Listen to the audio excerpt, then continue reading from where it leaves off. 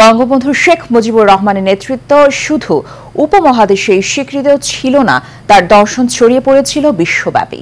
1973 সালের এই দিনে বিশ্বের অন্যতম জুলিও কুরি শান্তি পদকের মধ্য দিয়ে আন্তর্জাতিক স্বীকৃতি পায় জাতির পিতার জীবনকর্ম। এই মহান অর্জনের ফলে জাতির পিতা পরিণত হন বঙ্গবন্ধু থেকে বিশ্ববন্ধুতে। বিস্তারিত নূর মোহাম্মদ ভূঁইয়ার রিপোর্টে। 1966 সালের ঐতিহাসিক 6 দফা, 69-এর গণ-অভ্যুত্থান, 71-এর মহান মুক্তিযুদ্ধ, পাকিস্তানিদের শাসন, শোষণ এবং নিপীড়ন থেকে বাঙালি জাতিকে মুক্তি দিতে যে মহানায়কের অবতীর্ণ হয়েছিল তিনি শেখ মুজিবুর রহমান।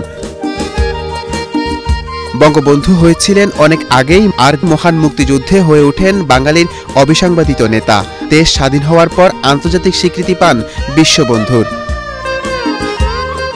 যেখানে মানবতার অবক্ষয় দেখেছেন সেখানেই বাড়িয়ে দিয়েছেন সাহায্যের হাত। বিশ্ব বিবেককে জাগানোর চেষ্টা করেছেন এবং বিশ্বসভায় তাদের প্রতিনিধিত্ব করেছিলেন বঙ্গবন্ধু।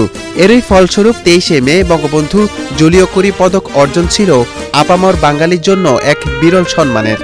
আর যে পটভূমি, যে আন্দোলনের ভূমিকা, এইটা ছিল শান্তির সপক্ষে, শাসন এবং শোষণের বিরুদ্ধে, এবং তারই পরিপ্রেক্ষিতে তার ডাকে সাড়া দিয়ে একটি সশস্ত্র মুক্তিযুদ্ধের মধ্য দিয়ে আমরা স্বাধীনতা অর্জন করেছিলাম। সমস্ত প্রেক্ষাপট মিলিয়েই সেদিন বিশ্ব শান্তি পরিষদের 140টি দেশের 200 জন প্রতিনিধি ঐক্যবদ্ধভাবে সিদ্ধান্ত নিয়েছিলেন।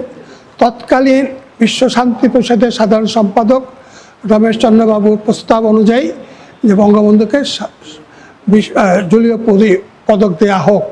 এই পদক অর্জন ছিল বাংলাদেশের জন্য প্রথম আন্তর্জাতিক স্বীকৃতি, যা পরবর্তীতে সদ্য স্বাধীন বাংলাদেশকে অন্যান্য রাষ্ট্রের স্বীকৃতি এবং জাতিসংঘের সদস্যপদ অর্জনের জন্য ত্বরান্বিত করে। গোটা দেশ তখন উৎসাহিত হয়েছিল, অনুপ্রাণিত হয়েছিল যে বিশ্ব সমাজ আমাদের এই দেশকে গড়ে তোলা, এই সংগ্রামে যারা সামনের সারিতে আছেন তারা আমাদের পাশে আছেন, সেই বিষয়টা কিন্তু নিশ্চিত হয়েছিল এই 1973 সালের 23শে মে ঢাকায় বঙ্গবন্ধুকে জুলিও কুরি শান্তি পদক হস্তান্তরের মাধ্যমে।